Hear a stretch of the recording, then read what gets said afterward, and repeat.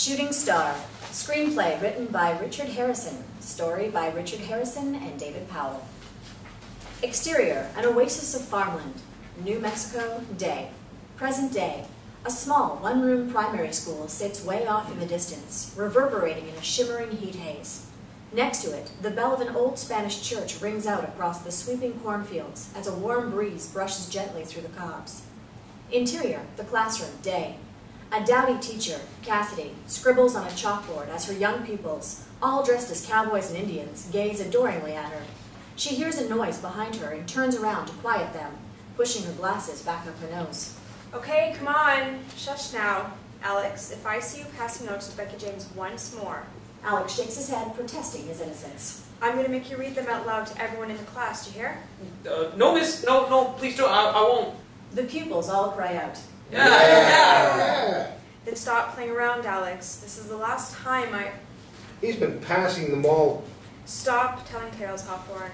Now, if I have any more interruptions, as I was saying, although the Native American Indians were persecuted for the first 100 years of us settling here, some indigenous tribes actually sided with us in the American Civil War, the Cherokees, for instance. A boy's hand shoots up.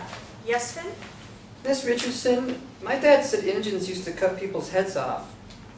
Oh. Quiet. Shush, everyone. Yes, it's true, Finn, but it wasn't their whole head, just the scalp at the top. Exterior, a road in the distance, day. The dust trail of a black Buick quietly approaches the school from way off in the distance. Interior, the school classroom, day. But scalping may have not been an Indian ritual. It may have been introduced to America by our European forefathers. Miss, what's forefathers? At the back of the classroom, the sound of wheels skidding heavily on the gravel outside halts the class. They're your ancestors, Finn. The classroom doors crash open. Two gunmen stand in the doorway wearing suits. One effortlessly cool, about 30 years old, thick blonde hair, good-looking and dressed in a black velvet suit with a crisp white shirt, Kelly. The other about 45, thug-like, too fat for his jacket, QUAID, shotgun in hand. The children all spin round, alarmed. Kelly pulls out his gun. Break times come early, kids. The children all gasp, immediately followed by the bang of a door slamming at the back of the room as Cassidy runs for her life, heading for the cornfields outside the window. Where's Miss Richardson going? The children all scramble over the window to watch her. Come on! The gunmen crash through the classroom. Run, Miss Richardson! Outside, Cassidy pulls up her skirt, her knees riding high as she hurtles across the cornfield, gasping for breath. Kelly and QUAID stop on the edge of the field and take aim. Psst, psst. Two bullets whistle past Cassidy's ear and she dives to the ground. You bastard! Interior, the classroom, day. Those men are shooting at Miss Richardson! Exterior, the cornfield, day. Cassidy fumbles for a small gold key dangling around her neck. Then, pulling up her skirt, unbuckles a small snub-nosed pistol strapped to her thigh, jumping to her feet and unloading a couple of rounds at the two men, sending them both swan-diving for cover into the corn. Shit! You never said you'd have a gun? Never used to. Does now. Apparently so. Interior, the classroom, day. Miss Richardson's letting him have it. I knew she would. Run, Miss Richardson! Run! Exterior, the cornfield, day. Kelly quickly gives chase again, leaving his bumbling, overweight partner behind. Come on! Gasping for breath, QUAID stops, lifting up his shotgun, roughly taking aim. Stand back. Bam! Bam! Almost taking Kelly's head off as he dives again for his life. Jesus, QUAID, are you blind or something? She was right between my sights. So was I! They both continue the chase, firing madly at the fleeting teacher. Cassidy stumbles again, losing her gun, trying to find her feet.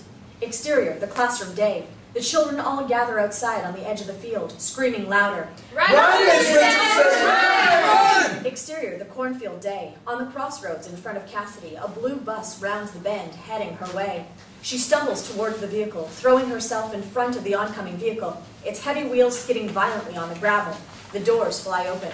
You got a ticket? She runs up the steps, fumbling for change, covered in sweat, shaking her head. Anywhere you're going, just drive. Need to get yourself a timetable, lady. Ping, smack, ping. The side mirror explodes and a window shatters as 3 bullets clip the side of the bus. The passengers all screaming. Jeez. He stamps on the gas pedal, sending Cassidy and all the passengers tumbling backward towards the floor. Hold on. Exterior, the cornfield, day. What are you trying to do, kill someone? I thought that was the idea. Not yet, for Christ's sake. They watch the bus disappearing in the distance, Kelly's blue eyes staring like daggers. Shit. QUAID catches up. I'll give you one thing, Kelly. She's got the legs of a coyote, ain't she? Kelly wipes his forehead with his sleeve. Yeah, and a bite to match. Come on. Interior, the bus, day. The bus speeds off at 60 miles per hour. The passengers all manic and yelling.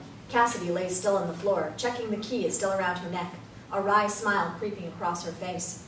Exterior, the cornfield, day. Kelly and Quaid slow jog back to the school. Come on. We'll catch her in the Buick.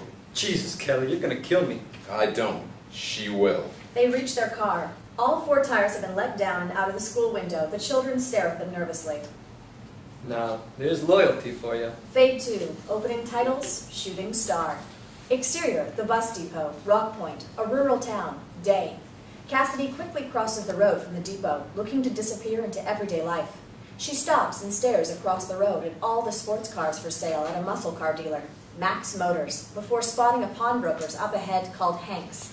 She glances at the Silver Oyster perpetual Rolex on her wrist and heads towards the shop. Exterior, farmland, day. Kelly and Quaid sprint through a herd of cows with their luggage slung over their shoulders, sweating and swearing as the animals scatter around them, the school and their car some half a mile behind, sirens breaking in the distance. Me as little fuckers I met in a long time. You should have spanked them there and then. You get arrested for stuff like that. Yeah? And shooting their teacher? That's different. She deserves it. Come on. I tell you one thing, Kelly. We get close enough, I'm giving her the first bullet. That'll save you shooting me. I don't even know her and I hate her already. She grows on you like that. They both climb a fence, stopping for breath on the top rung, looking out at an old farm in front, Quaid's stomach bursting his shirt buttons. Thought you said this would be an easy job. I must have lied. You ain't kidding. And you ain't paying enough for this shit. My feet are killing Will me. you shut up whining?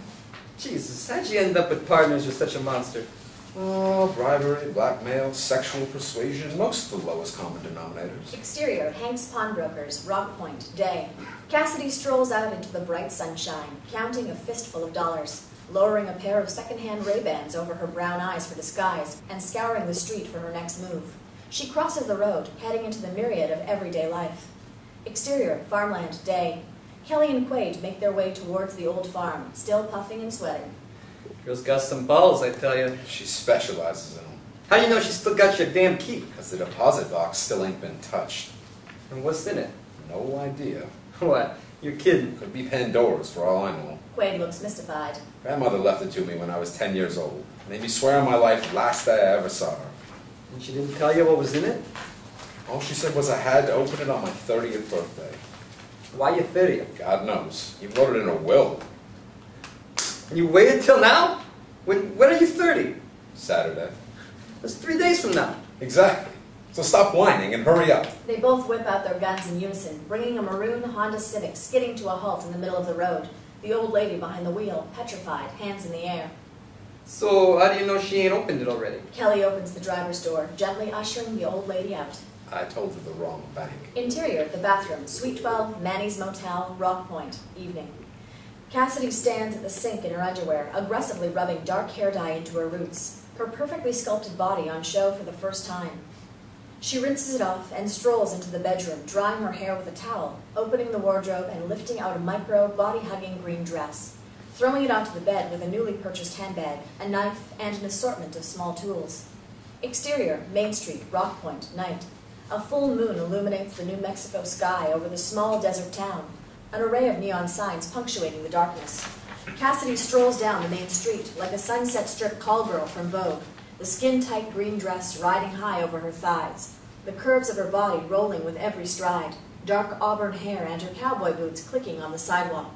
She throws her old clothes into a trash can, lights a cigarette, and checks she's not being followed, before crossing the road and heading towards a pink sign flashing Buck's Casino on the edge of town. The car park at the casino bustles with pickup trucks and day trippers ready to gamble. Cassidy strolls into the car park, heading for the foyer, when a dark blue Lexus swerves out in front of her, almost knocking her over. Hey! A large gray-haired cowboy in his late 60s, wearing a white Stetson, a checked shirt, and a snow-white mustache, leans out the window. Ron PICKMAN Jr. Well, ain't you a peach? Where you off to, honey? What's it to you, cowboy? Just being polite, ma'am. Oh, yeah? Thought I'd try my luck at He books. pats a bulging leather hold-all on the seat next to him. Well, let me save you the trouble, darling. 'Cause all the buck's luck's right here. She eyes the bag. And if you let me buy you a drink, who knows how lucky you'll get. Cassidy stares at the bag for a second, calculating what might be inside. I don't normally take rides from strangers. Hell, ain't that strange. Ron PICKMAN Jr.'s the name. Friends call me Big Dog. Big dog, eh? How do I know you won't bite? With my set of dentures, I can barely whistle. Cassidy smiles, jumping in the passenger seat, her long legs on full show. If you can't whistle, what can you do? I can sing Willie Nelson. Well, let's hear it, Ron. Yes, sirree! Say, you're all dressed up tonight. What do you do for a living, little lady? She pulls on the seatbelt. Oh, you know, the usual lie, steal, cheat, that sort of thing. Yee-haw! I love a woman with a sense of humor. We're gonna have one hell of a night. I could tell from the moment I saw her. And the blue Lexus speeds off into the night. Exterior, a dark highway, evening. The headlights of the maroon Honda cut through the darkness. QUAID at the wheel, his fat fingers tapping along to the radio. Next to him, Kelly studies a map stretched out on the dash. We'll hit Toucan Heights in about 5. Pennywell, then Rodpoint. Bet you wish you stuck to blackmail instead of abduction. Trust me, it wasn't a career move. Surprised you let a woman like that get so close to you. You're not the only one. 9 months in a cell together and you never mentioned it to me once. Must have slipped my mind. Yeah, right. When was the last time you set eyes on her anyway? Aside from today, about 3 years ago. You've been chasing her that long? Hell of a time to go holding the grudge, dude. Kelly looks out the window, tired, wiping his eyes. Feels like a lifetime. And who did you used to hit again? Truckers and sales reps, shit like that? The smaller the better. Only the lonely, we used to say. Straight blackmail, huh? No killing? No killing. Good to honest, straight down the line blackmail, with a little twist thrown in. Exterior, a motel, the Nevada desert, day. Montage, Kelly's. Cassidy climbs gracefully out of the motel swimming pool, her bikini almost see-through, drying herself in the sun, sucking in every red-blooded male's attention like a magnet. We'd roll up and spend a whole day in some middle-of-the-road, nowhere motel. Anywhere near Vegas would be gold. Family place, that sort of thing. Parked discreetly on the other side of the pool is Kelly, hidden behind a newspaper, a wry smile on his face, watching everyone who's watching Cassidy, snapping photos of them on his phone.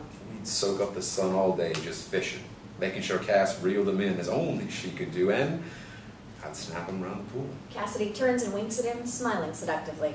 Then we'd wait till nightfall. Kelly sits alone in a dining room, disfigured in horn-rimmed glasses, hair greased back and wearing a charcoal suit, pretending to work on a Mac Pro, blowing up photos of potential targets, surveying the bar for a match. I park up in the corner, dinner for one, no one knowing who the hell I am. As soon as I recognize one of the eyeballers at the bar, boom. He sends a text to Cassidy, and she immediately strolls into the restaurant like a cat in a satin black dress, hit-on-me heels and heading straight to the bar. She'd walk into the room like love's come to town, the heat coming off like a rodeo bull. I'd sit there chuckling so hard sometimes I thought I'd give us up. Kelly nods at the target. Her audacity was off the Richter scale. Never seen another girl like it, never will. She grabbed a seat at the bar. Cassidy sits down next to a target. Does your hairdryer work in your room? I gotta get the manager. I don't know, ma'am. I haven't, I'll be damned if I'm leaving with wet hair in the morning. Do they have cocktails here? What's that you got? Interior, the maroon Honda, night. The car passes a sign to Toucan Heights. I'm sucked in already. What'd she drink? Razor blades, mainly. Never heard of that one. You're lucky. You know those guys who sell software and shit? That's their lives, QUAID. Spend more time in those places than they do at home. Most of them are married, kids in school, the whole shebang. First chance of escapism, pow! They'd snatch it like a dog. Cut to interior, a myriad of hotel bars, night. Montage. Cassidy strolls into a succession of motel restaurants, every time a different dress, hair changing color, homing in on a target. Kelly hidden in the corner. We hit so many motels in 2 years, I lost count. Most of them were happier on the road than they were at home, just looking to escape, and Cass offered the ultimate escape. Montage. Cassidy dumps her handbag on a succession of bedroom tables, the lens on an iPhone aimed towards the bed.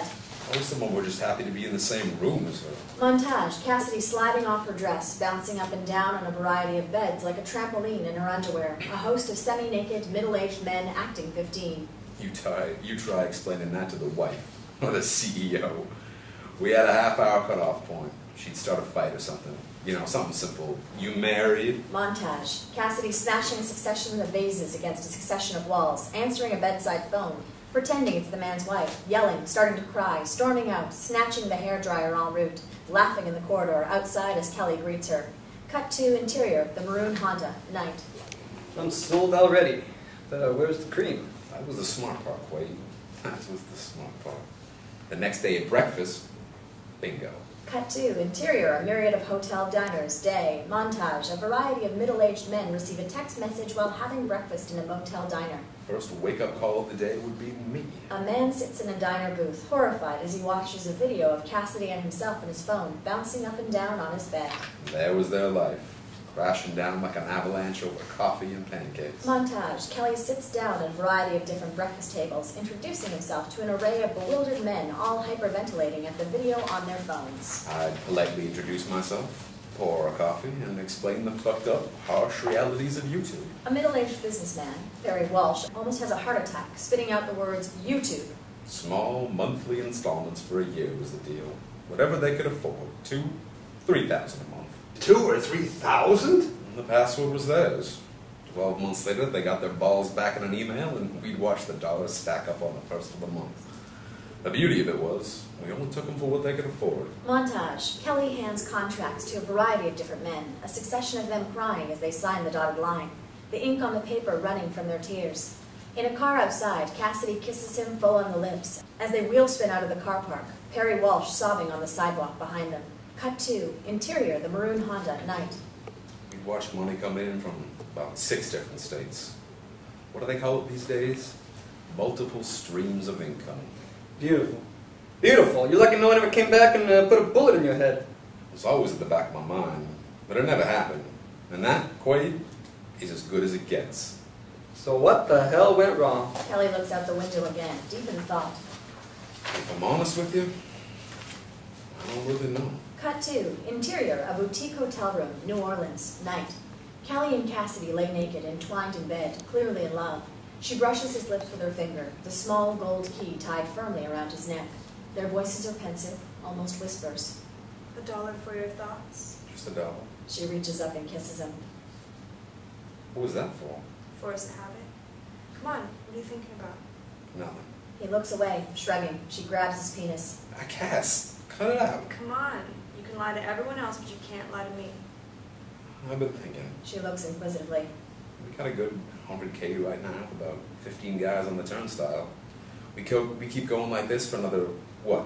What do you think? A year? 2 at the most? Her face changes to anguish.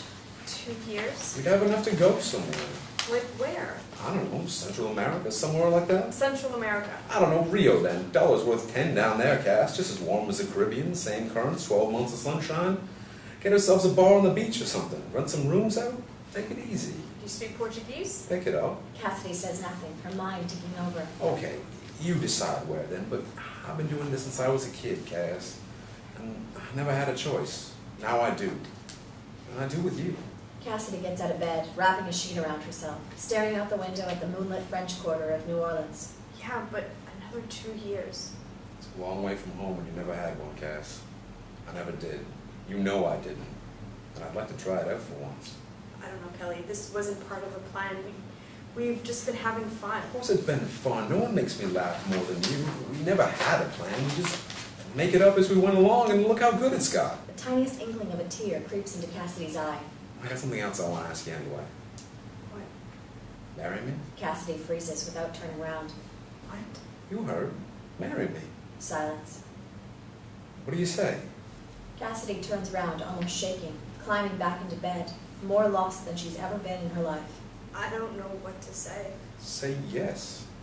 Cassidy, say yes. He turns over, wrapping her up in his arms, staring at her as if she was the last person left in the world. Fade to the next morning. Kelly slowly opens his eyes and sits bolt upright, the bed next to him empty. He slides his hand up to his neck, fingering the smooth piece of skin where the key was hanging, his piercing blue eyes turning to fire. Cut to interior, the maroon Honda, night. QUAID whistles loudly as the car passes a long row of truckers' cabs. Jesus! Nothing like a good stab in the back to start the day, huh? Not just the back. It's like something out of one of those Greek plays. Macbeth or some shit like that. One of the two. Man, that's a double entry wound. No wonder you want to kill her. Not till I get the key first. She sounds savage, dude. Kelly looks out the window and thought again. Oh, she knows how to hit a nerve all right. Drifting back to childhood, a 5-year-old Kelly runs laughing across a dusty prairie plain towards an old wooden ranch in the middle of nowhere, an enormous mountain range looming over the horizon, like a giant.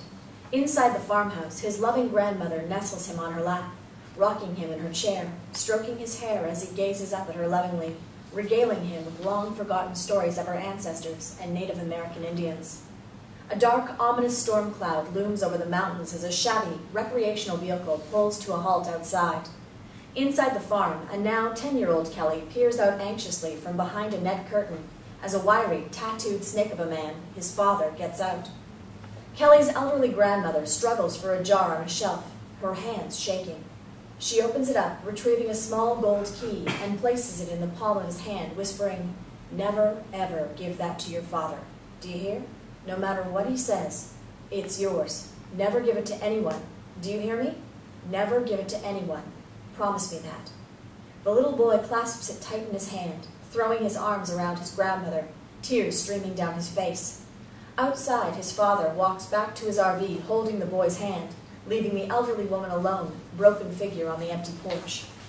Exterior, Sullivan's Motel, Rock Point, night.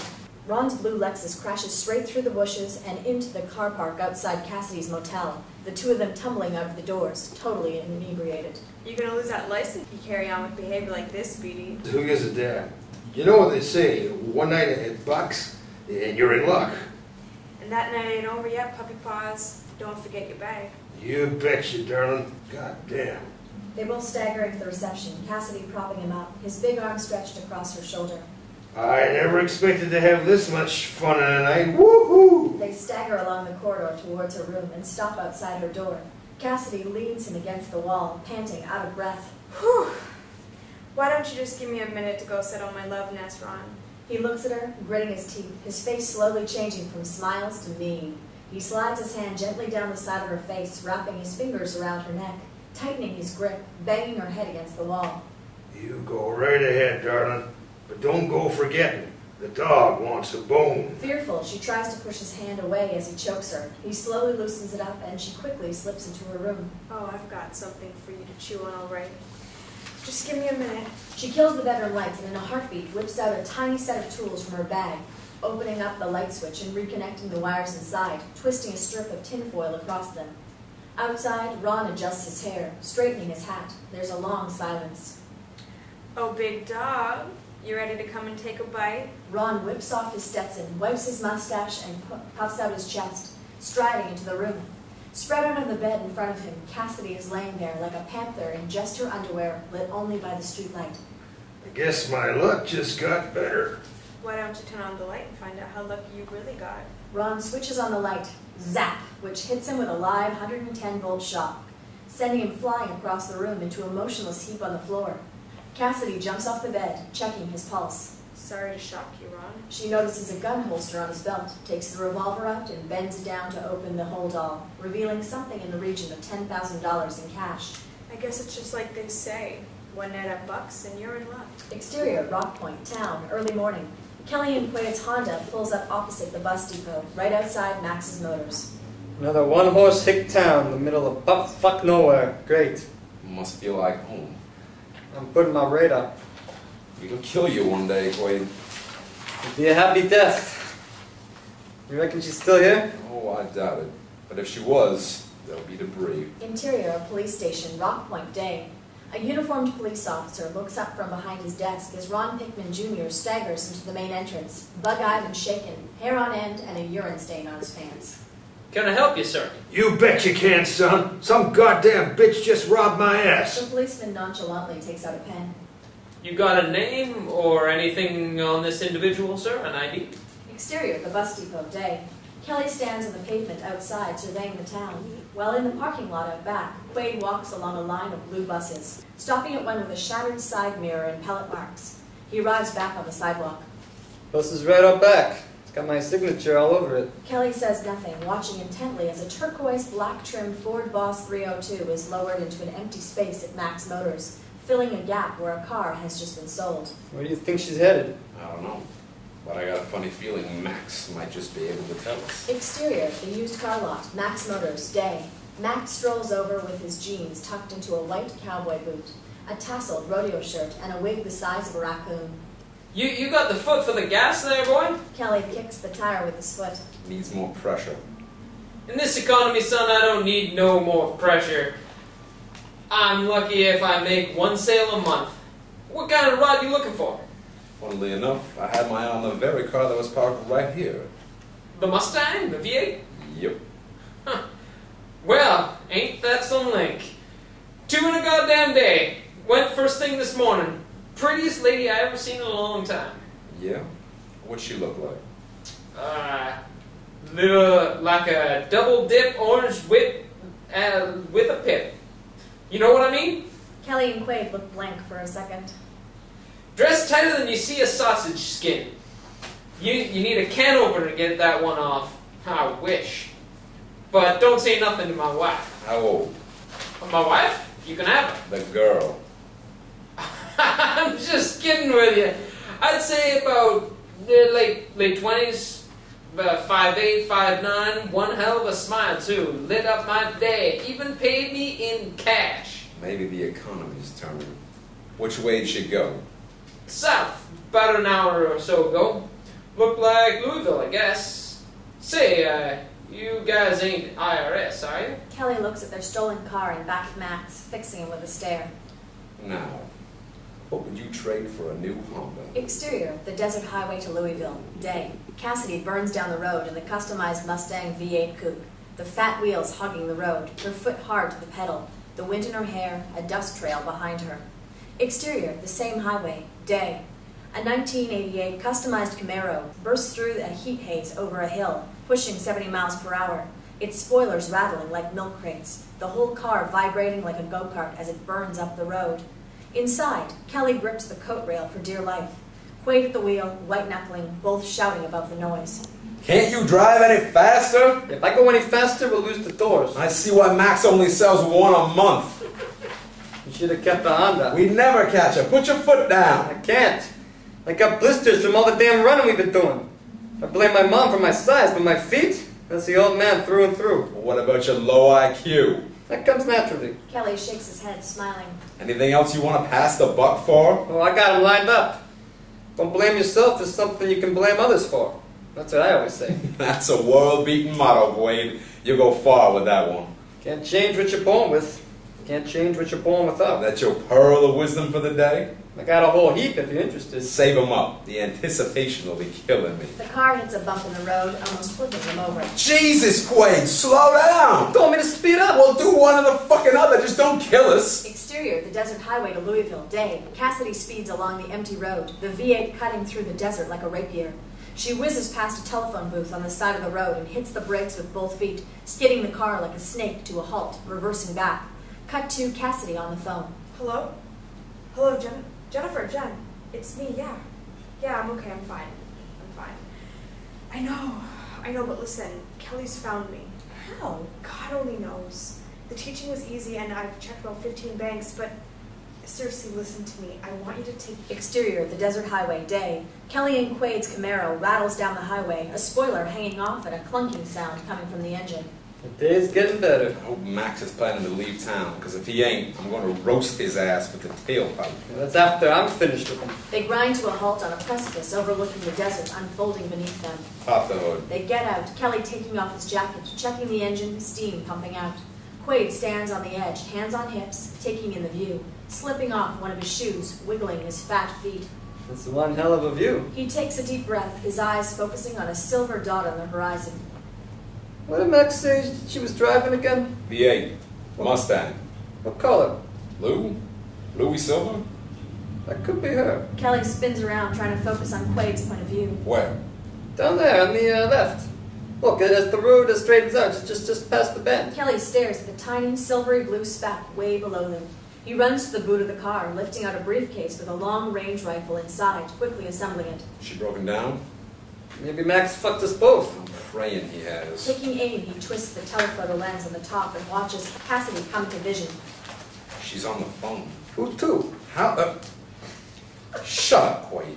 See if you can tighten that rocker box. There's a long silence as he carefully takes aim. Just need a tire. You should just pop her. Silence. She ripped your fucking heart out, dude. Kelly bites his lip, trying not to explode, concentrating on the shot. Ripped it out. Ripped it right out. Kelly flips, swinging the gun at him. Whoa, whoa, whoa! Slow down, Kelly boy, slow down! Take it easy, dude. Calm down, calm down. What are you doing? One more word. All I said was... Kelly motions the gun again. Quaid zips up as Kelly swears under his breath, taking aim again at the shot. Cassidy in the car just visible through the lens. Cut to inside the phone booth. Cassidy strokes her hair, listening to Jennifer on the other end. I know, Jen, I will, but first you have to promise me. Smack! A bullet pings off the car. Did you hit it? Oh no. Kelly stays still, his eyes fixed through the sights of the target, shaking his head. No. Cut to Cassidy plays dead. The woman's voice on the end of the phone yelling out. Cassidy, are you there? Cassidy looks through her hair. Cut to. What's she doing? Hard to say. Cut to. Cassidy suddenly makes a break for it, another 2 bullets ricocheting off the fender and door. She dives across the passenger seat, reaching for the ignition. I definitely hit something. Kelly and Quaid dash for the car, slamming the bonnet. Jesus, you'd be lucky to catch her. I've been saying that for 3 years. Go, go, go! Quaid wheel spins the car backwards on the gravel and stops, staring ahead over the edge, his mind ticking. What are you doing? Quaid looks out at the leap off the side of the road, staring across the desert. It's suicidal. Did Max say this had racing assembled airlift shocks? Maybe. Quaid hits the gas pedal, sending the car wheel spinning towards the edge of the road. Jesus, Quaid, what are you doing? Hold on, Kelly. This thing's going live. Quaid! The Camaro leaps straight off the verge, high into the air, flying a good 30 feet into nothing, completely airborne, and landing like an elephant in the sand. Kelly and Quaid bounce around like beach balls inside. Woohoo! I would love to have killed your mother. The car cascades across the desert, jolting like an electric eel, both men bouncing off the ceiling and doors, yelling and shouting. Cut to. Cassidy turns the ignition, but nothing. No, come on, you piece of shit. Quaid and Kelly's coupe is like a zigzagging bee approaching in the distance, closing in. Cassidy turns the key again. Come on, don't do this to me. The engine stumbles, the Camaro getting nearer. She fumbles for Ron Pickman Jr.'s gun. Come on, 1, 2, 3. The Mustang kicks in and she hits the throttle as if her life depended on it. Wheels spinning away. She pushes 10, 20, 30 miles per hour, but the coupe comes in sideways like a freight train heading straight for her. Smash! Plowing into her rear end, sending her spinning wildly 360 degrees out of control across the road. The coupe spinning in tandem next to her. She unloads the revolver blindly through the window, shattering Kelly and Quaid's windows, missing them by millimeters. Shit! Kelly unloads too, shots smashing into the side of the Mustang. Cassidy ducking, steering the car blindly, firing back. Straighten up! I'm trying. Cassidy's car grinds to a halt in the middle of the road. Camaro slides off the road and down a verge, jamming in the sand. Cassidy hits the accelerator again, taking off at breakneck speed, getting the upper hand. Kelly and Quaid sit there, shocked, faces bleeding from the shattered glass, realizing that they're still alive. You shot? Maybe. Jesus. When you were working with her, did you ever notice if she had horns? Come on, she's getting away. Dude, I hate to say it, but you're gonna need a bigger gun. He tries to restart the engine as Kelly stuffs a crumpled piece of paper into his hand, the name and town of the bank with the safe deposit box written on it. Just in case I get popped first. Now come on, drive. The beat-up old sports car climbs back onto the road, more pieces falling off as it chugs and grinds away. Cut to Cassidy glances over her shoulder, but the Camaro is nowhere in sight. She smiles momentarily. Cut to the Camaro shakes like a boxcar as Kelly and Quaid start to plow forward, eating up the road. Kelly checking his gun, the dust cloud from the Mustang blinding their view. We get close enough, I'll take out her wheels. We'll be lucky. She's leaving one hell of a shitstorm behind her. I knew about that. Cut to, Cassidy bites down nervously on her bottom lip as the Mustang hits braking speed. Cut to, Kelly and Quaid start pushing 85 miles per hour. Can you see him? Cut to, the steering wheel in Cassidy's hand vibrates madly as the car reaches its maximum speed, flying straight past a police car that's hiding behind a billboard. Cut to, Quaid edges the Camaro closer, getting excited. There she is, dude. The tension in the car mounts as they get closer and closer, Kelly hanging out of the passenger window, gripping his seatbelt, taking aim with his left hand. Just as he's about to open fire, a siren breaks out over the roar of the engine, the police car spinning out onto the road. Oh, you gotta be joking. Where the hell did that come from? Quaid hits the brakes, getting the car sideways to a halt. Shit. If you didn't have bad luck, Kelly, you have no luck at all. Do you know that? Finally starting to believe it. Cut 2. Cassidy looks in the rearview mirror to see the blue lights of the patrol car through her missing rear window. A voice comes over the loudhailer. Pull to the right! Pull over to the right! Shit! She tries to look for the Camaro behind the cop's car, but it's nowhere to be seen. Cut 2. Kelly rushes to the boot of the car, unclipping the telephoto styes from his rifle and climbing on the roof of the car to get a better view. Cut 2. Cassidy slowly pulls over, manic, trying to think of what to do. In a panic, she snaps the chain around her neck, sliding off the small gold key and swallows it just as the police officer approaches her. Crawley points his revolver at her through the broken window. Cassidy looking up, trying to smile. Something wrong, officer? You might think this is fun and games, lady, but from where I'm standing, I can assure you it ain't. Get your hands on the wheel. Cassidy does as she's told. He looks at the bullet holes, the smashed windows, and down at the massive pile of Ron Pickman Jr.'s cash stuffed right between her legs. She looks up, smiling. You better have a good lawyer and a good story, lady. And not necessarily in that order. Cassidy gives him a lopsided grin, the key still wedged in her throat. Cut 2 back down the road. Kelly stares down the lens. What's happening? Highway patrol's pissing on our day, that's what's happening. This is fucked up. In the distance, Kelly watches the highway patrol officer dragging Cassidy back to his car, hands cuffed behind her back. He's got her. She must have been doing what? 110? 120? Maybe. It's gonna nail her ass to the wall. What the hell now? Kelly focuses the sight on the cop car, thinking. Don't know. Follow. That's all we can do. The two of them stand there like lone figures in the empty highway, the wreck of the car between them, the sun setting in the distance. A streak of mauve sweeps across the evening sky as the sun sets over the vast horizon, the twilight starting to flicker. The headlights of the Camaro slowly cut through the darkness, just about keeping view of the cop's taillights, Quaid and Kelly's mood mirroring the brooding sky. Interior, a small police station, Randwick County, dusk. Cassidy lays across her cell bed, hands clasped behind her head with her long legs stretched up the wall on show for a young officer, Leonard McAfee, to see. At the opposite end of the jail, around the corner and out of her sight, Officer CRAWLEY fills out paperwork, the confiscated cash on his desk, along with Ron's gun. He spots the young rookie staring goggle-eyed. No matter how much you stare at them legs, Leonard, they ain't leaving that cell. Say, Leonard, could you fix me a glass of water? McAfee jumps out of his seat like a lapdog. Sit your ass back down, boy. Ice too, if you got it. Officer CRAWLEY peers his head in the direction of the cell. You bite down there, lady. For someone in your predicament, you got a damn nerve. Just trying to make conversation, officer. Ain't that right, Lenny? Shut up. Exterior, a hill, night. Kelly and Quaid quietly arrive on a high point overlooking the police station. What now? I'm thinking. I got an idea. Kelly looks at him. You know, I was doing a few banks out of Wyoming. Well, I got a couple of sticks left in my bag. What of? Dynamite. Dynamite? Yeah. We can sneak around the back, find out where she's at, blow the wall. And that's your plan. Worked a treat in Martin Springs. Blew a 7-inch steel frame door right out of the side of the first bedroom. Jimmy Wallace lost a finger or two. Apart from that, it was foolproof. Bet Jimmy was thrilled. Let's skip the foolproofs for now, huh? Stick to the tried and tested. He heads to the boot of the car. So what's your big idea? He pops the trunk, pulling out a pair of horn-rimmed spectacles and a Brooks Brothers suit, putting it on. Kelly heads down the hill, briefcase in hand. What the hell are you doing? Improvising. Give me 15, 20 at the most. Interior, the police station, night. Crawley counts out Ron Pickman Jr.'s cash in his desk. Cassidy's gun next to it, just as the door opens. Kelly strides in, hair greased back, briefcase in hand, each inch the small-town lawyer. Can I help you, sir?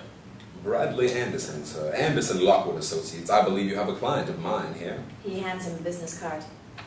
Who the hell called you? He looks at McAfee. McAfee, did you make a phone call? Did you let her make a phone call? Well... God damn, boy. What did I tell you about running everything by me first? Well, your client was clocked traveling 118 miles per... Cassidy shouts out from her cell, unable to see him. Lenny, who is that? an hour. Car all smashed up and carrying a not insignificant amount of cash. Lenny? Leonard jumps up, quieting her down. Just a minute, man. She was carrying a gun, too. She got a license? Officer Crawley, my client has informed me of the charges, and she is happy to make a plea of guilty. Guilty? You're damn right she's guilty. Cassidy perks up. Guilty? Leonard, come here. Who is that? Will you be quiet, ma'am? And where exactly did this money come from, Mr. Anderson? My guess it was the Pink Flamingo, sir. The casino 5 miles out of... I know the Pink Flamingo, son. A look of panic crosses Cassidy's face. Then you know how easy it is to get addicted to that place. Leonard, I really need to know who is out there. Just wait a minute, miss. Why don't you shut up in there? The smallest glistening of sweat starts to appear on Kelly's face. As you can see, officer, I have a very unpredictable client back there, and she has been known on occasions to get, shall we say, slightly out of hand.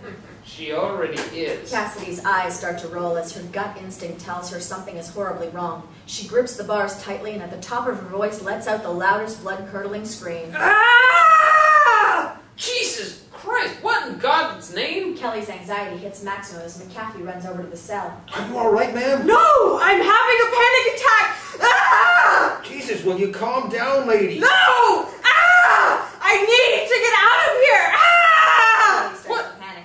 What in hell's name is wrong with that woman?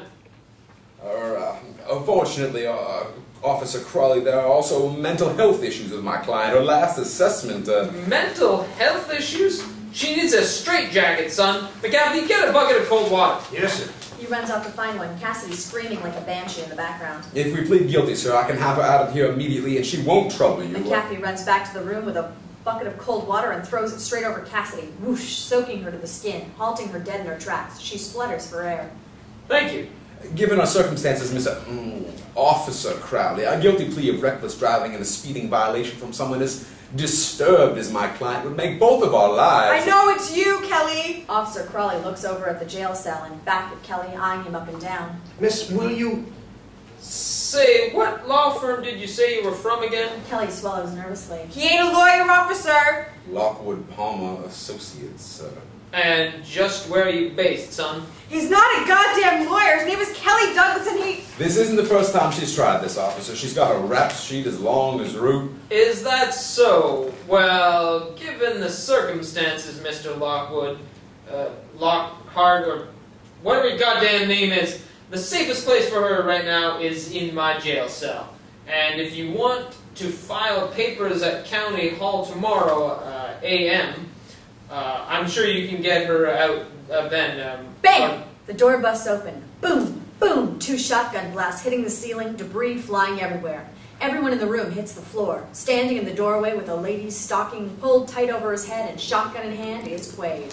Shut the fucking duck, you Dixie bitches! Everyone looks up terrified. What the... There's lead on the menu and you can eat as much as you want. You call this foolproof? Cassidy stands there dripping wet in her cell, silent but panic-stricken. Slide your guns across the floor, cowboys, both of you. McAfee and Crawley do as they're told. QUAID points the shotgun at McAfee. You, stick thin. Get up and open the cell door. Kelly, stay down. Kelly, stay down. Lockwood Anderson, my ass! Kelly, who is spread like a starfish on the floor, is lost for words. Leonard opens the cell door as QUAID keeps his gun pointed at him. Cassidy recoiling as the hooded figure approaches her. Leonard, they're gonna kill me. Don't let them kill me, please, Leonard. Well, I don't want them to kill me either. Save me, Leonard, please. I'd love to, ma'am, but I only just met you. Kelly gets up angrily, heading for the cell, clamping eyes on his nemesis for the first time in 3 years. Hello, stranger. Get out. He grabs her arm, forcing her out while she screams and fights. Leonard, Leonard! They're gonna kill me. Leonard, help me. Help me. Shut up. The 2 officers look on fearfully as QUAID swings the gun back around. Okay, butt plugs. Get in that cell and make yourselves comfy. Crawley and Leonard do as they're told, the door slamming behind them, locked.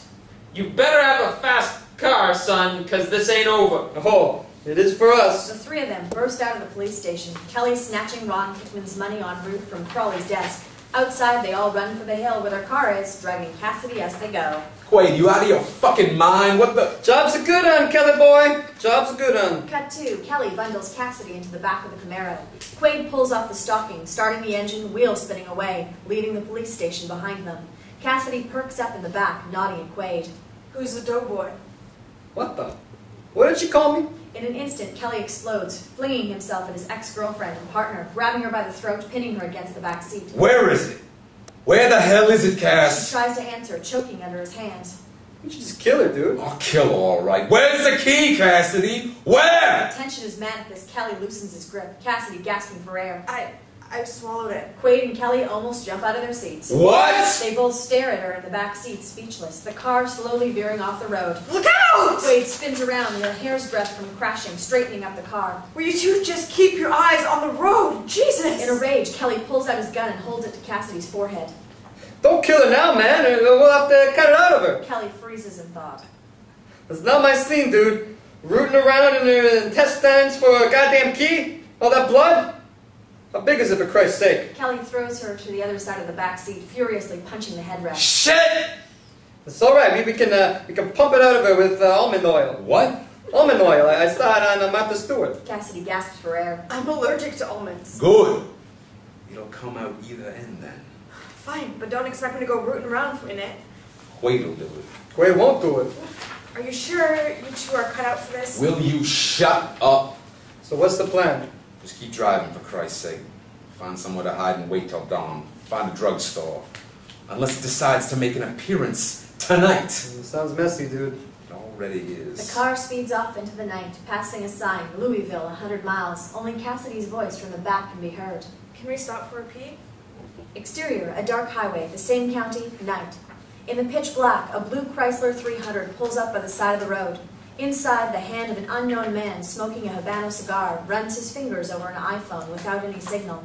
Then along the lines of a map, a CV scanner attached to his car radio. Interior, the police station, night. Crawley swings 2 belts tied together through the bars, trying to hook a radio on a nearby desk. You damn near got it, sir. One more. He swings again. Interior, the Chrysler 300, the dark highway, night. The hand of the stranger turns the dial on his CV radio scanner, tracing the police frequencies, listening into the nearby police conversations. As crackles clear, the distinct sound of Officer Crowley's voice breaks through the airwaves. 10-4, Troy. I want these sons of bitches nailed, okay? We got one female Caucasian, about 5'9", 110 pounds, late 20s, long dark hair, and a... The stranger's hand turns up the scanner, starts the engine, and quietly pulls away into the night. Cut 2, exterior, a Louisville motel, night. Kelly and Quaid's Camaro sits humming in a motel car park. Cassidy asleep in the back, Kelly watching her as if it were their last night 3 years ago in New Orleans. The passenger door jolts open. Room 201. Want me to lose the car? After your performance back there, I'll do it. Take her inside, tie her up, gag her, whatever you do. Don't let her talk to you. Kelly turns around, leaning slowly in towards Cassidy, rocking her gently. Her eyes opening, she looks up at his face as he tries to hide his emotions. Do as he says, Cass, or he'll kill you. Cassidy gives him a longing look and steps out of the car where Quaid is waiting. Kelly drives out of the car park onto the street as Quaid hauls Cassidy towards the motel. Motel room 201, night.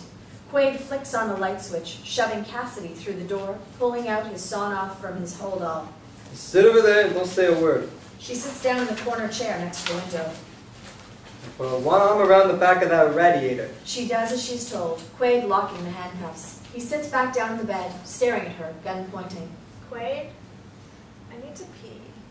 What, right now? I've been bursting since the jail cell. Right now? She nods. Jeez. I know Kelly said you were trouble, but you're a shitload. She shrugs. He unlocks her from the radiator, cuffing her hands back in front of her, gestures towards the bathroom, the gun still aimed. Leave the door open. What? You'll watch. No, I won't. But if I hear anything hit the pan other than water, I'm coming in. Suit yourself. I'll try not to splash. She disappears into the toilet, slipping out of sight except for her legs and pants around her ankles. Quaid listens intently at the sound of water drilling the pan. Sound okay to you? Just peachy. I bet he's dragged you from one end of the state to the other, hasn't he? How much is he paying you? None of your business. How do you know Kelly anyway? Well, we did 9 months together in Reno State Pen. Kelly did time? Yep. Well, don't go believing any bull he's spoon-fed you, Quaid. He's a maestro of misleading people. Makes me look like an amateur. That's so. Did he tell you about the safe deposit box? I bet he spun you the old, I don't know what's in it story, didn't he? Quaid squints suspiciously at the open bathroom door. Of course he did. And if you really believe there's nothing in it, you're as dumb as he is. Do you think he'd be chasing me for 3 years over an empty box? He must be as stupid as that suit you're wearing. Quaid turns around, checking himself in the mirror. So, what's really in it then? I'm guessing about 5, 10 million maybe? 5 or 10 million? Easy. His grandmother left it to him. Get me out of here and I'll cut you in half for a big 5. How's that sound? Yeah, right. How do I know you even swallowed the damn key? How do you know I didn't? She pokes her head around the side of the bathroom door, staring deviously at him. You finished yet? Just holding out. Might get lucky. Got any rubber gloves? What? Fuck! No, of course not. Cassidy scrunches up her face. Good luck with that. Sooner or later it's coming out and there's no way I'm figuring my way through it. But think about what I said. Don't look the gift horse in the mouth. Quaid's mind starts to churn. You're telling me there's 5 or 10 million dollars Or more. in that safe deposit box, and you'll cut me in for half if I let you go? Yep. This suit might look stupid, but I ain't. Cassidy flushes the toilet, emerging from the bathroom, purposely pulling up her panties in front of him. Quaid, mesmerized, eyeing her up and down. You're no idiot, Quaid. Who broke me out of that jail cell? It wasn't Kelly, his briefcase and glasses, was it? You're the muscle and the brains, and you've proved it. If I weren't as smart as Kelly's undoubtedly made me out to be, we wouldn't even be having this conversation. The cogs of Quaid's mind grind to a halt. What if I say yes? Exterior, the Louisville Motel, night. Kelly pulls up in the car park in the hottest brand new convertible Camaro ZL1, the ignition wires hanging out. He reaches 201, opening the door. Quaid and Cassidy jump up, startled. Why isn't she gagged? I gave you 3 simple instructions, Quaid. Oh, me and Quaid were just talking money. Kelly whips out his revolver, pointing at Quaid. Gag her. Quaid's hands shoot up. Jesus, Kelly, what the fuck, dude? Calm down. Just trying to sell me some cock and bull story about your glory days. Don't you go worrying about my glory days, Quaid. Just worry about the here and now. Gag her. Relax, Kelly. You've got me where you want me. Yeah? Same as 3 years ago?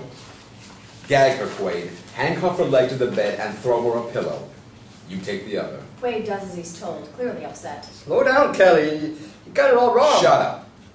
First thing in the morning we get the key, we go our own separate ways. Quaid shakes his head, even more troubled.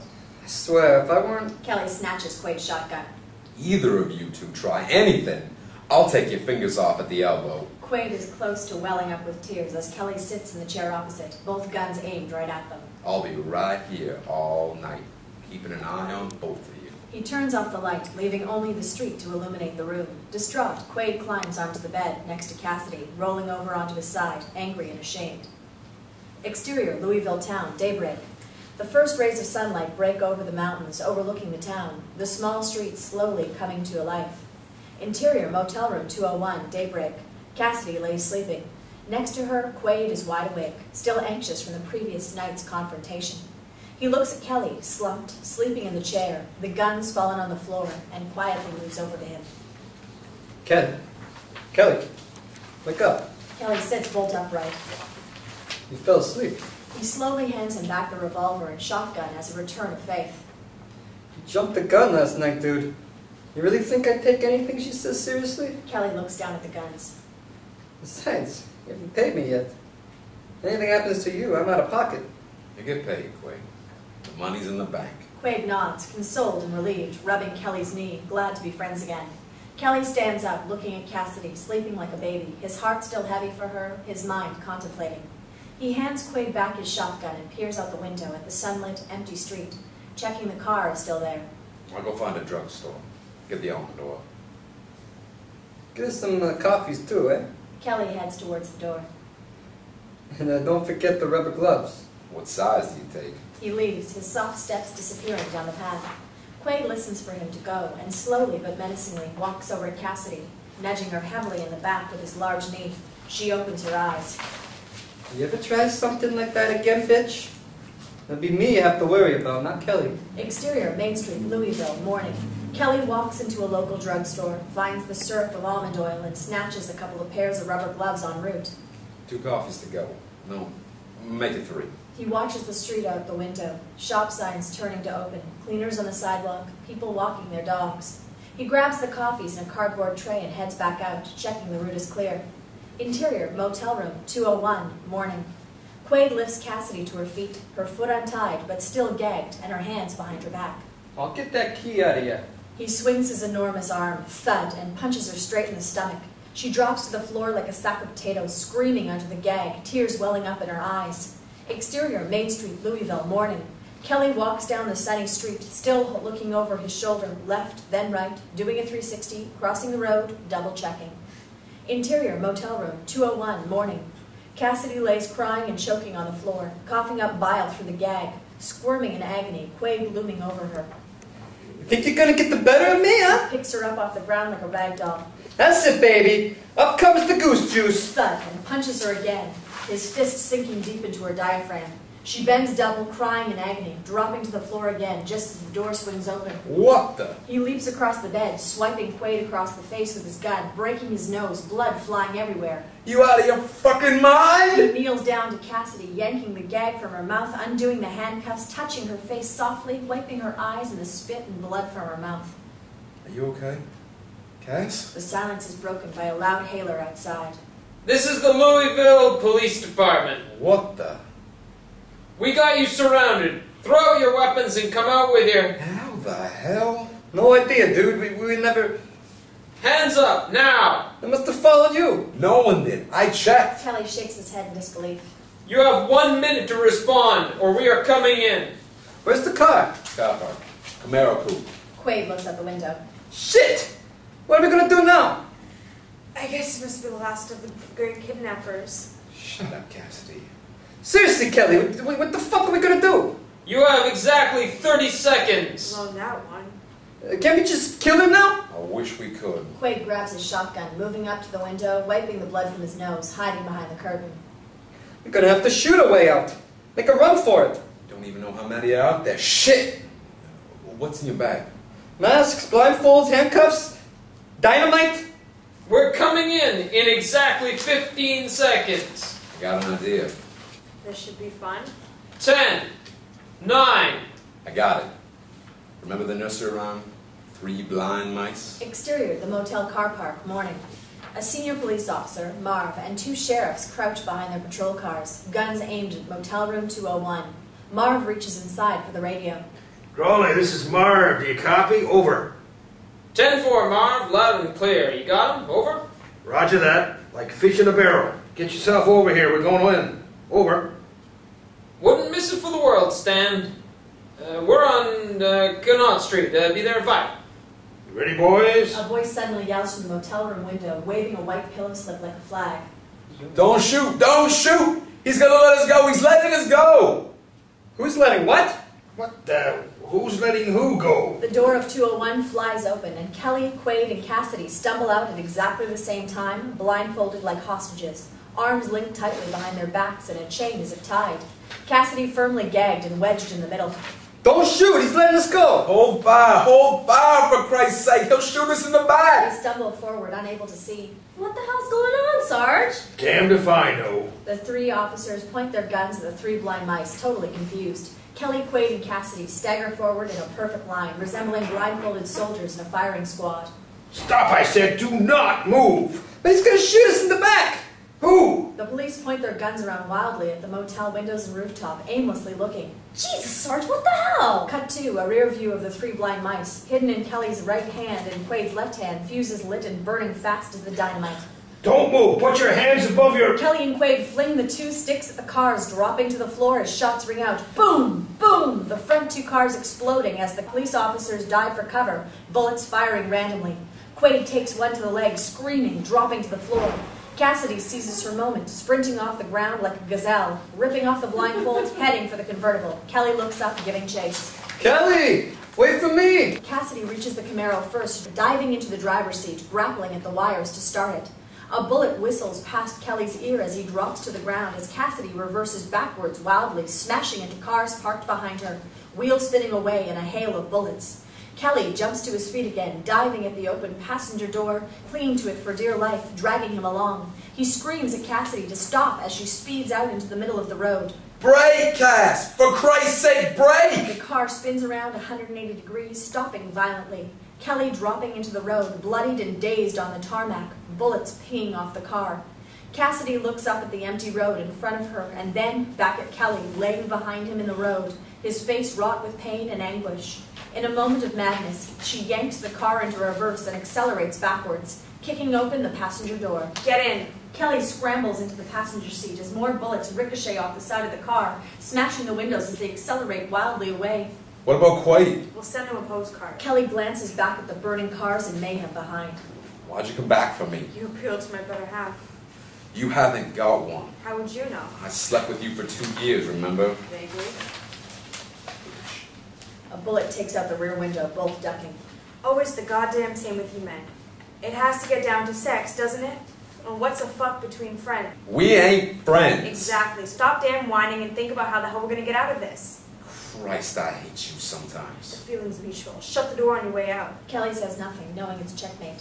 Exterior, motel car park, day. QUAID squirms in the motel forecourt as all the officers in CRAWLEY circle around him. Well, well, well, look what we got here. Now, I'm just trying to work out which one of us is the Dixie bitch. QUAID looks up, lost for words. Interior, the Camaro convertible, day. Kelly and Cassidy burn out of Louisville, heading into the desert. We've got maybe 5 minutes on him at most and half a tank of gas. That'll do for now. Got any ideas where we're going? Know where we are? Got a map? What about a signal on your phone? You got a signal? Will you shut up? I can't work as fast as your mouth. Shame, I thought you might have sharpened up your act by now. How'd you get on without me, huh? Huh? Reno State Penn sounded like fun. Bullshit. How'd you know about that? And speaking of last time I saw you, why'd you do it, Cass? Why'd you get up and leave like that after 2 fucking years? Not a damn howdy fucking farewell, nothing! Cassidy shakes her head, her tone suddenly changing. Kelly, stop. This is not the time or the place. Kelly slams the dashboard with his hand. For who, eh? For who? I was the one who woke up to find this whole damn world thrown down the drain. All the jobs and money we made together meant nothing. 10,000 questions spinning around in my head till I was so sick I couldn't even eat. Every minute of the day after day, wondering where you were, and without one damn answer. So don't you go talking to me about time and place. Fuck you! Kelly, just stop, please. It's too complicated. I can't tell you right now. Well, go on. Try me, because I've had 3 years of looking for answers, Cass, and right now I'd settle for one. I will tell you. I will, but... She nods her head backwards at a posse of police cars braking over the hill behind. Shit. Let's get out of this first. There's your side, my side, and then there's the truth. I'll settle for mine. I'm sure you will. But either way, don't go thinking I'm forgiving you, Cass. I won't. I promise I won't. What are we gonna do? Kelly looks around at the surrounding desert. I don't know. We need a miracle. A fucking great miracle. Cassidy pushes the car up to 70 miles per hour, roaring down the highway. Interior, the lead police car, day. A young sheriff is at the wheel, Stan Marvin next to him, and Officer Crawley and QUAID in the back, some half a mile behind the Camaro. Marv answers the radio. Go ahead, Troy. Roadblock set up, sir. About a mile from Hangman's Peak. Ain't no way they're gonna get breakthrough here. Over. 10-4, Troy. We got an eyeball up ahead about a half mile before Bluffs Ridge. We'll lose sight any minute, but we ain't far behind. Roger that. Cut 2, interior, the Camaro convertible, day. The car speeds down the road, approaching the humpbacked hill of Bluffs Ridge. Cassidy gripping the wheel. Kelly pulls out his gun. What do we got? About half a round. Better than nothing. Oh my god, hold on. The car shoots over the ridge, flying high into the air. Kelly lurching forward, spotting a bizarre vision off in the distance. The car lands with a thud, bouncing uncontrollably. Cassidy screaming. Cass, stop! She hits the road, sending the car skidding sideways down the road, grinding to a halt. She looks at him, her face saying, "What the fuck?" There's our miracle. Some half a mile off to their right, in the middle of the desert, is the most surreal spectacle they've ever seen. Over 500 hot air balloons are slowly getting ready to lift off into the Albuquerque Balloon Fiesta. They both look at each other, stunned. Now, that's calm. I'll be a hell of a lot calmer when we're out of here. What do you think? It's as good as we've got. She looks at him, waiting for a cue. Go! She hits the pedal again, wheels spinning off the road as straight across the desert towards the balloons as Kelly lowers the ripped canvas hood. Interior, the lead police car. Day. I guess your friends are gonna run out of road. You ain't got him yet, Bubble Gut. Oh, I will.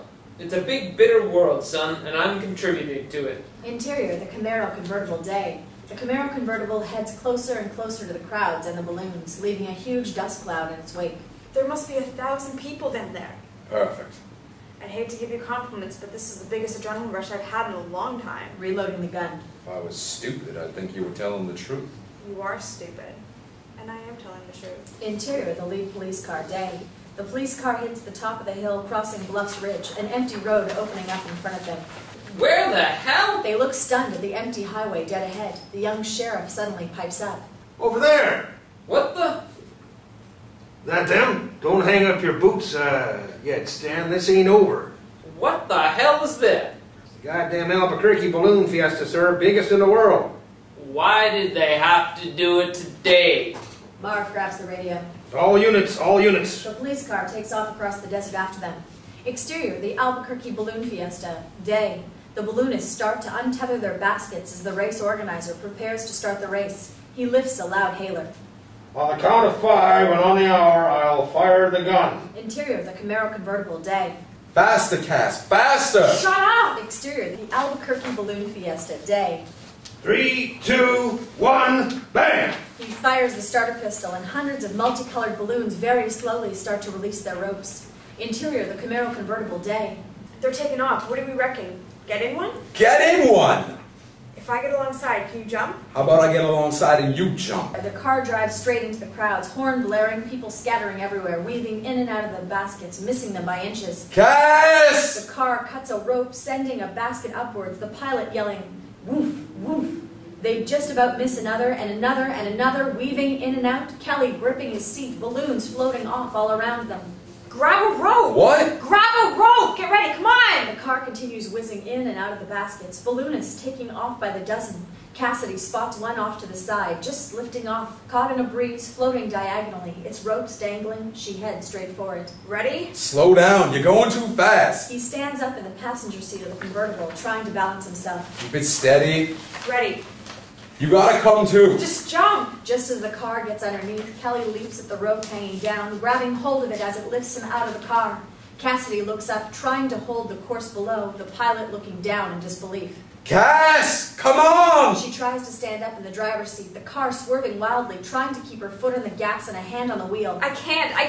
The balloon begins to veer off to the right. Come on, jump! And in one fearful split second, she leaps from the car, clasping Kelly's hand as the balloon lifts up and away, higher and higher, the car spinning off down below. The two of them hang from the rope in midair, drifting silently upwards amongst the sea of balloons until they become silhouettes, bleached out by the sun.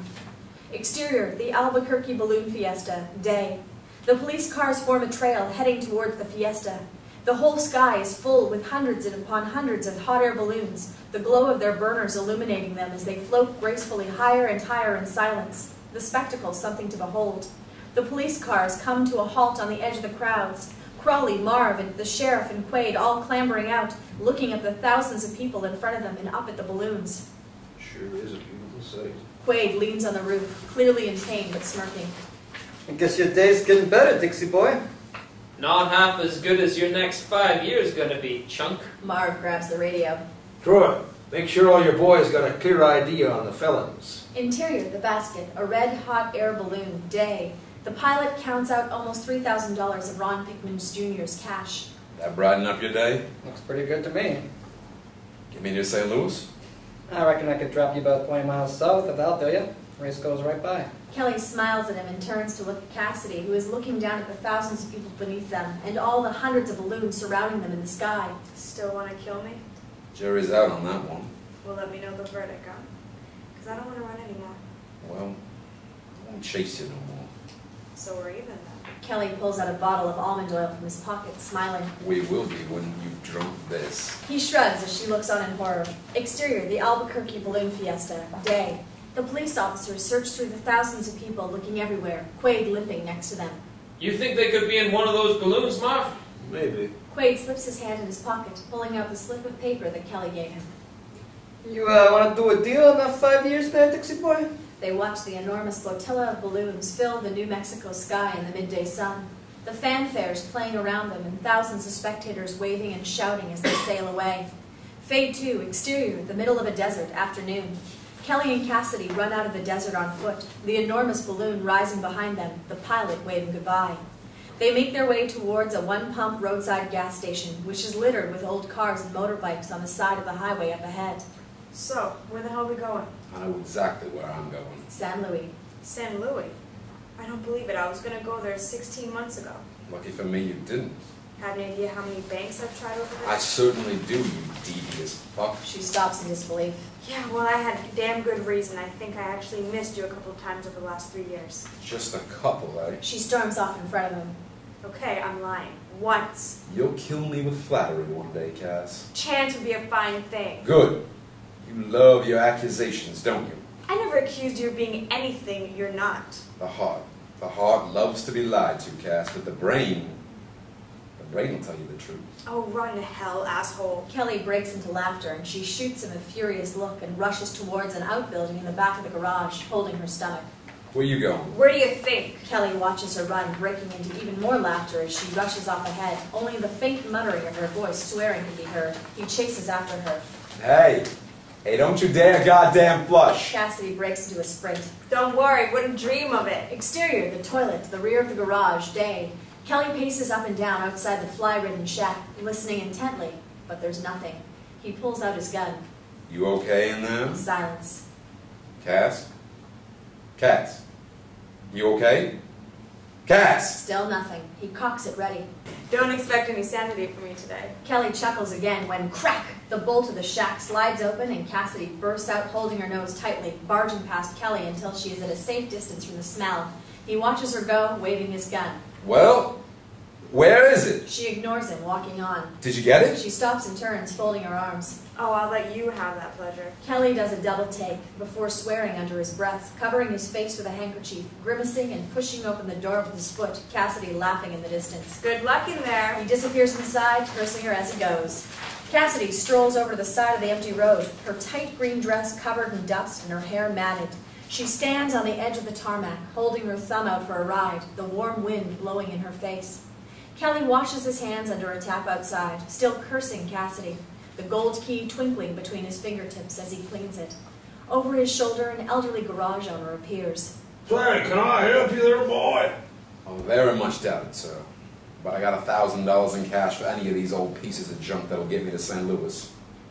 The old boy scratches his beard. 1,000, eh? Cassidy stands as a lonesome figure by the side of the highway, patiently waiting in the afternoon sun. She looks right, then left, but the road is totally empty, except for a heat haze rippling in the distance. Behind her, the rumble of an old motorbike breaks the silence, and on the far side of the forecourt, Kelly pulls up on an old 1950s Triumph 650 motorcycle, racing goggles on his face and a pair of old brown leather gloves on his hands. Cassidy looks at him and then away, her nose in the air. Kelly stares back, teasing the moment for all it's worth. Don't you want to find out what's in it? Oh, fuck you. Kelly tries not to laugh, tapping the rear seat. You want to ride? Or are you going to stand there all day like a wounded child? Cassidy pretends she doesn't hear, holding out until the anticipation is killing her. She runs over and jumps onto the bike. Bastard. Kelly grins, a cheeky smile, revs the engine, and tears off down the empty highway with Cassidy's arms wrapped around him. Exterior, a desert highway, day. A police car tears along. Inside is CRAWLEY, Marv, QUAID, and the young sheriff. Marv is on the radio. God damn it, Cooper. I know it ain't my jurisdiction, but we got a warrant out on both felons. San Luis, that's right. You sure about this San Luis boy? That's what he wrote. Exterior, a desert highway, day. Kelly and Cassidy roar down the highway, the wind in their hair. Do you know what day it is? No idea. It's my birthday. Her mind slow ticks over with guilt. She leans forward, wrapping her arms firmly around his waist, hugging him for the first time since the New Orleans hotel. And there's only about an hour till the bank The closes. Triumph roars off into the distance. Exterior, San Luis town, day. The sun washes the streets yellow as Cassidy and Kelly roll into the tiny, whitewashed Mexican town on the motorcycle, stopping in one of the narrow lanes that form a maze around the main square. San Luis. Who would have believed it? Kelly looks at the bank across the square in front of him. Lucky for me you didn't. 20 years of waiting is right before his eyes. He stares hesitantly at the old Fitzroy Bank draped in purple bougainvillea over its archways, the sunshine pinging off its whitewashed walls. This is it. They slowly cross the old square as they do. A heavy set of cowboy boots step out of a silhouetted doorway behind them, watching their every move, a burning Habano cigar in the man's hand. Kelly and Cassidy cross the square together, oblivious to the stranger watching them. I've waited a long time for this. Inside the bank is left over from old Mexico, dark and cool with oak-lined panels and red leather upholstery. They stare at 3 old wooden kiosks in front of them and slowly walk up to the one in the middle. Yes, sir. What can I do for you? The safe deposit box here I'd like to open. Okay, certainly, sir. Do you have any ID on you? And the security number of the box, please. Kelly hands the clerk his driving license with the gold key and 118 engraved on it. The bank clerk scrolls down the screen on his computer, checking his identification. Goodness, this hasn't been open in a long time. You're related to the deceased Mrs. Martha Lane Douglas? My grandmother. All seems to be fine here. If you could just sign this. And come with me, please. He looks at Cassidy, both anxiously holding each other's stare, as the bank clerk opens the counter and calmly walks them over to his side door. I can't believe this is it. You can. How do you think I feel? Nervous? Kinda. How much do you think is in there? I've got no idea. As they pass down a corridor, they stop at an electronic gate at the room with safe deposit boxes visible through the steel bars in front of them, the dust in the air illuminated by a skylight. Cassidy anxiously slips her hand into Kelly's as he grips it hard, barely able to breathe. If you could enter your 6-digit code, please, sir. Kelly and Cassidy stare at each other and back at the keypad. Are these in all your banks? Mostly. Each with a different code, of course. Kelly looks at Cassidy for an answer. Did you go through this? No, never. Kelly looks at the keypad on the gate, then at the clerk, and back to the keypad. His anxiety levels rising to panic. He slowly presses the first numbers that come to his head, but nothing happens. Shit. Do you have the right bank, sir? Kelly stares at the keypad, mystified, nodding slowly, the adrenaline pumping, his frustration rising, his fingernails digging into Cassidy's hand.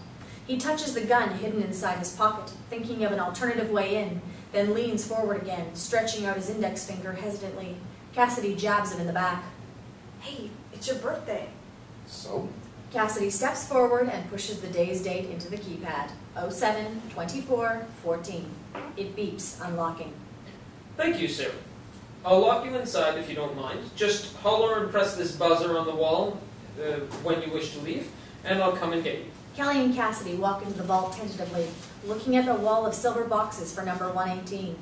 They stop in front of it, both taking a breath. He looks at Cassidy as if he were 10 years old again, the key in his hand feeling like 5 pounds of lead. He slowly twists it 180 degrees, sliding out the slim silver box with both hands. He looks at Cassidy again, her anticipation as much as his, and slowly opens the lid to see the fortune that awaits them, his head pounding. But as he lifts the lid, the box is empty except for an old brown-stained envelope and 3 Spanish coins.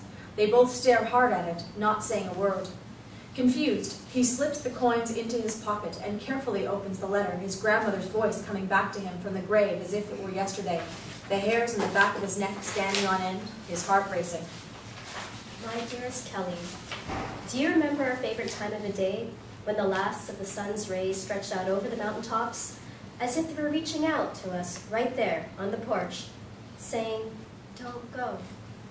He'd spin around in the darkness trying to find the first shooting star, and a coyote by Soldier's Creek would howl as if it were his last call on earth. Do you remember those times we had? You used to be so scared back then, and you'd look up at those mountains like they were giants staring down, squeezing my hand so tight I thought it would break. I used to tell you back then to stare deep and hard at the darkness with all your heart, to face what you couldn't see, to not fear what you didn't know, until it scared you no more. To stand as tall as those mountains, until you knew in your heart and in your soul you were equal to them. Do you remember those words I'd say? That's what I wanted for you, and it was the best I could do. Those years you lived with me were the happiest days I ever had, and I missed you from the moment you left to my last day that I remembered. And I hope, more than anything, that today, on your birthday, at an age when I pray you've found a place for yourself in this world, that you're standing as tall as those mountains. You must take this letter to the St. Louis lawyers, Mackenzie and Harris, who have our family will. They've looked after us for generations. I will explain the legalities of what I've left you. Love always, my son. Grandma. Kelly stands there stunned, the letter in his hand trembling. At the outskirts of San Luis, day. The lights of 6 police cars appear silently on the horizon, racing towards the old Spanish town, the dust clouds behind them like a storm on the rise. Exterior, the main square, day.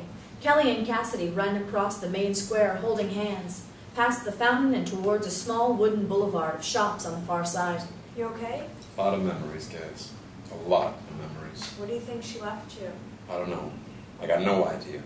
Come on. He points at a small shop like an office next to a florist with a wooden boarding saying Mackenzie and Harris. Shit. It looks closed. Exterior, the outskirts of San Luis, day. The 6 police cars grind to a halt on the edge of town, the officers piling out of their vehicles, loading their weapons. A huge barrel of a man, Sheriff Cooper, steps out of the lead car, CRAWLEY and Marv behind him with QUAID handcuffed in the back. This it? Yup. The only bank is down there in the main square. CRAWLEY looks at QUAID again to see if he's lying. San Luis, that's what the paper said. Sheriff Cooper bellows at the other officers. I want 2 units south side of town, 2 units 180 north. No sirens, no one open fires unless I give the order. I repeat, no one. 4 of the cars take off again in silence while the rest of the police officers spread out and head to the narrow lanes led by Cooper, CRAWLEY, and Marv. Exterior, the main square, San Luis, day. Kelly taps rapidly on the glass door of Mackenzie and Harris, peering in it for signs of life. Mind if I do this alone? Cassidy shakes her head, smiling at him lovingly. Kelly walks into the one-room, shop-like office, the faint glow of sweat on his forehead, trying to compose himself. Exterior, the lanes leading to the main square, day. The police officers filter down the lanes towards the square, and closing in on Kelly and Cassidy by the second. Interior, Mackenzie and Harris, lawyer's office, day. A young, smartly dressed, 40-ish-year-old gentleman, Mr. Mackenzie Jr., sits behind a desk wearing glasses. You've got exactly 1 minute 35 seconds, I'm afraid, before I lock the door on you. We close at 1 p.m. Saturdays. Would you mind coming back? Yes, I would, sir. I've got a will to declare. It won't take a minute. I've waited 20 years to hear it, but it has to be today. Okay, I'll look at it quickly if I can find it. But you'll have to come back Monday for a full reading and execution. Fine, fine. He hands Mr. Mackenzie the letter. The man reads the name of Martha Lane on it and heads off to a side room looking for a file.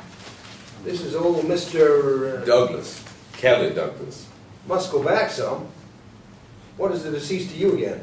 My grandmother.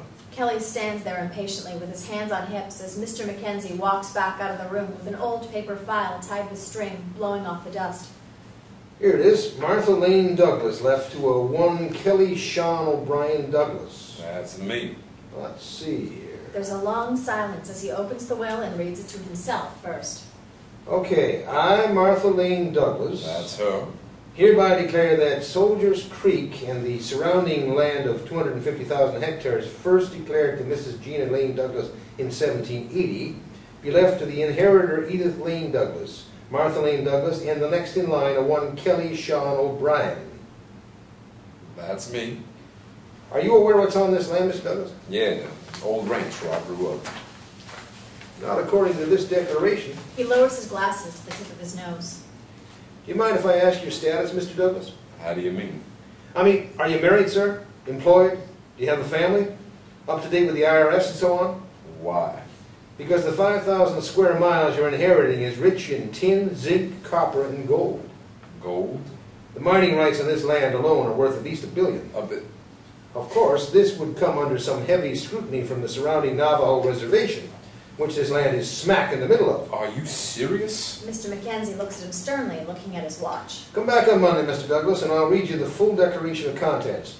I'll need a full complement of identification, too. Your passport, if you have one, driver's license, IRS number, birth certificate, of course.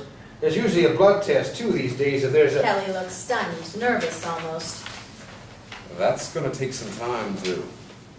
If you can produce the full complement, Mr. Douglas, I shall be happy to sign over the full deeds of the land left to you by Martha Lane. Mr. Mackenzie ushers him towards the door, putting on his coat. The reason I asked about your marital status is because there's a caveat to the will. A what? A caveat, a clause. It's not unusual. The land has to have another inheritor so it can be passed on to someone else after you. Kelly looks at him confused. An heir, Mr. Douglas. Kelly shakes his head, stunned, as Mr. Mackenzie holds the door open for him, the blood draining from his face. Now, if you'll excuse me, I've got to pick up my wife and children. My eldest daughter plays soccer on Saturdays, and Kelly walks out onto the boulevard, speechless, staring blindly across the sun-drenched square at the fountain in front of him, his mind awash with thoughts and memories, Mr. Mackenzie's words spinning in his head. He thinks back to when he was a child on the ranch and all that it meant to him, and the thought of Cassidy and marriage fill him with both apprehension and fear. As the feelings of Cassidy come flooding back to him, he very slowly realizes she's nowhere to be seen.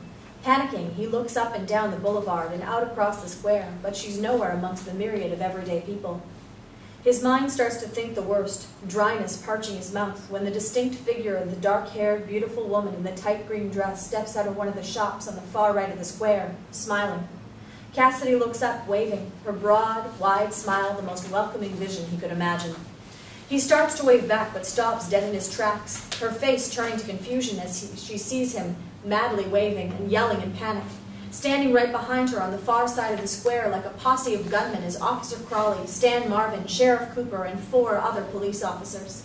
Kelly screams at the top of his voice, "Run!" ripping out his Colt 45, firing wildly across the square as he runs down the boardwalk, heading for the narrow lane to his right, the police returning fire, smashing the shop windows around him, glass shattering and shoppers screaming and fleeing as they run for their lives. Cassidy spins around wildly, throwing herself back through the shop door, crashing through all the customers, knocking them over, running blindly inside, taking out a waitress, heading towards the back of the shop, parallel to Kelly and heading in the same direction, gunfire blasting outside. Kelly reaches a crossroads, looking left, right, and straight ahead. Cassidy bursts out of the back of the shop some 50 meters away down an alleyway. Kelly lifts his gun and points it straight at her head, her face turning to panic. Get down! She dives to the floor as Kelly fires straight past her, hitting a police officer in the arm at the end of the lane behind her. Come on! She runs up to the crossroads, taking his hand, and they run blindly through the maze of narrow back streets, weaving left, then right, heading somewhere, anywhere. How the hell did they find us? One She guess? frowns for a split second. QUAID. Had to be. Sheriff Cooper barks orders to the main square. Crawley, take my car and circle east. We get them, we need a clear ID of these two. You boys, fan out.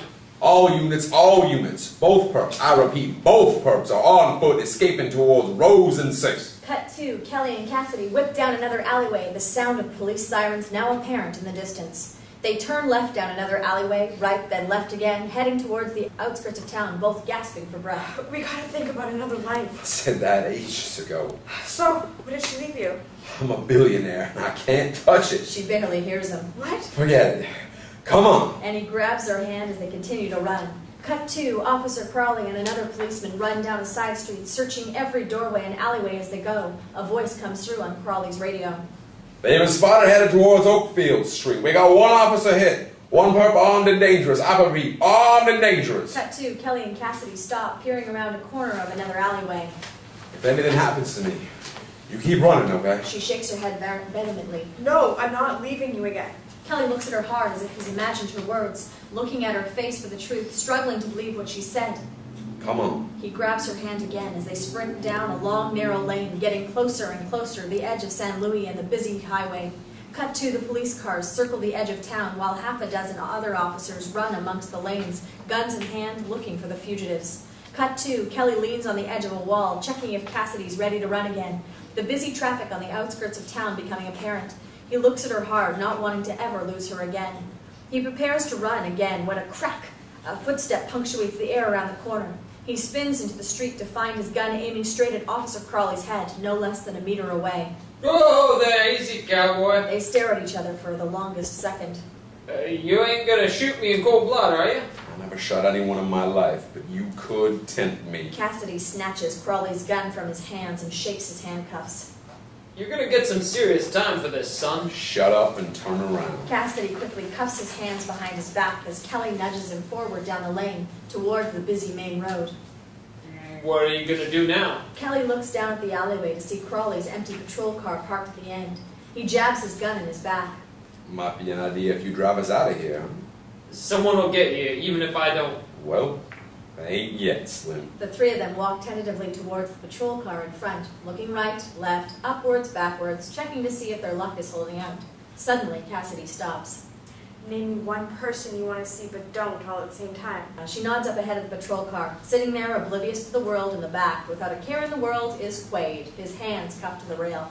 Well, well, this really is my lucky day. He pushes CRAWLEY towards the car, slipping his gun into his pocket to hide it as they approach the busy street. Psst, psst. Hey, QUAID. QUAID's mouth drops open in disbelief as he sees them walking towards him with CRAWLEY as a hostage. I got some company for you. Cassidy opens the rear door of the car, barking at QUAID. Move over, you fat lump of dung. What the fuck? CRAWLEY climbs into the back seat next to him, sneering. Shut up. Cassidy handcuffs both his wrists to the rail and steps back, looking down at the two fat, sorry figures chained to the car. You know, you two could be married. Kelly reaches into his pocket, pulling out one of the old coins, flipping it through the open window. Hey, QUAID.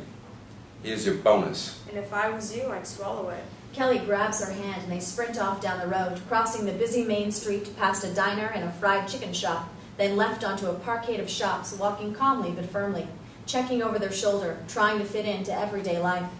50 meters in front of them, a blue Nissan Estate pulls up outside a hardware store, the driver stepping out, opening the trunk, and lifting out a box of electrical spare parts, carrying them into a nearby shop.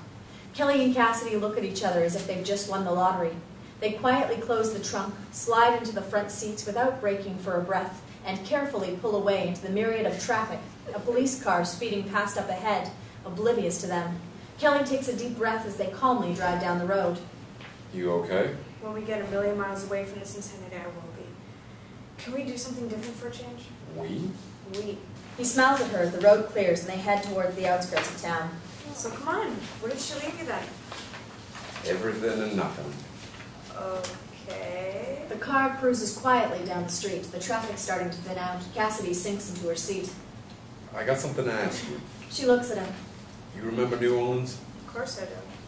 Well, There's a long silence as she takes a deep breath. I got something to tell you first. go on. Her demeanor suddenly changes, her shoulders sinking. Please don't be angry. Angry? What the hell are you talking about? There's the longest silence possible. You're gonna kill me, I know. Cassidy, Jesus Christ, what the hell are you talking about? Why do you think I left you? I don't know. I've been asking that for 3 fucking She years. checks the road ahead, pulls through a green light, and then stares at her frozen in her seat. A tear starting to well in her eye as she looks straight ahead, unable to look him in the face. I was pregnant. What? He stares at her dumbfounded. Look out! Cassidy yanks the steering wheel hard to the left, their car almost smashing into the back of the Subaru. I knew you'd be angry. I'm so sorry. Angry? What the? Are you messing with me? Because if you are... I knew you wouldn't want it. Look at the way we lived and what we did, Kelly. How the hell were we going to have a family when I knew how much you hated yours and how stupid and how your stupid childhood and what happened to you? Kelly is speechless as the car stops at a red light. That's why I ran. I had no money and I knew you'd close all the accounts and... You were pregnant? She looks at him, tears running down her face, almost childlike in the seat next to him.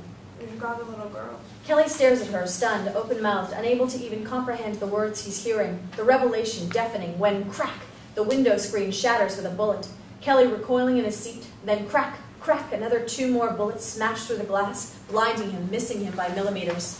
He turns to see Cassidy covered in blood. Hit in the chest, his mind explodes. No! He slams the gas pedal hard, ramming the car forward towards the gunman, straight up onto the sidewalk and plowing down Ron Pickman Jr., sending him flying over the bonnet. He screams at Cassidy as she slumps to one side, trying to pull her up. Cass! No! Cass! No! He stamps on the accelerator again, sending the Nissan tearing down the street as he smashes the windscreen out with his fist, grabbing at Cassidy again and again. Come on, Cass, please, come on! He screams blindly, grabbing at her dress and her neck, pulling her up as her head slumps to one side. She looks up at him, her eyes glazing over, holding his gaze with a lopsided smile. Cass! Cass! He pleads with her to stay conscious, pulling at her dress, trying to hold her as he drives out of town to escape, the world oblivious to them, until, very slowly, the blue Nissan disappears into the distance, with Kelly's pleas fading away with it on the horizon. Cass, hold on. Cass, hold on. Cass, hold on. Cut 2, in San Luis, the police search a maze of alleyways like ants in the street. A crowd of people gather around the body of Ron Pickman Jr. Sheriff Cooper huffs and puffs as he runs out of breath, shouting down his radio for an update, and Crawley and Quaid sit squabbling in the back of a police car. Interior, the lead police car, day. Will you shut the fuck up, you dumbass pillow fucker? I got a spare set of keys in my pocket. Get 'em out. Quaid looks down at his trousers, horrified. What? Which pocket? Crawley thrusts his hips. Front, here, come on. Quaid recoils, reaching down as if touching a snake, his hand slowly entering his pocket, fumbling reluctantly down near his crotch. Jesus Christ. I find out the fuck you're lying. Will you shut the... And the two of them squabble and shout like children as Crawley squirms like an eel, Quaid dripping dangerously nearer to his groin on the hunt for the key, and the two of them in the old Mexican town very slowly fade away, fade to black. I lost track of the time that day in that town, back in San Luis. The breath of despair wrapped tight around my throat. Exterior, a prairie plain, Navajo country, day. The tires of a black Cadillac growl on a dirt track, crossing the plain, heading towards a ridge, a plume of dust left in its wake. 1 year later. And when I looked at that darkness that day, I remembered those words my grandmother wrote, about standing tall in the dark, about staring out at your fears, no matter what they were or what you were looking at. Clouds roll in over the ridge of the mountain range on the horizon like a wave breaking in slow motion. I spent the whole of my life running, not knowing what the hell from, or where the hell to. The only answer, ghosts, lost in a dream that never made sense. The Cadillac slowly draws to a halt, the driver's door opening, and out steps a man in blue jeans, desert boots, and long blonde hair tied in a ponytail. Kelly's sharp blue eyes stare up at the ridge in front of him. I swore that on that day as we drove out of town. He opens the rear door for a little 4-year-old girl to climb out, taking his hand, smiling up at him. If I could find my first star, alone in the night, like I did as a kid, Followed by Cassidy, wrapping herself up in an Indian shawl. I'd hold it forever. And together, the three of them walk up to the ridge, all holding hands and gazing down at the thousands of miles below them of his grandmother's ranch, cradled by the mountains. The end.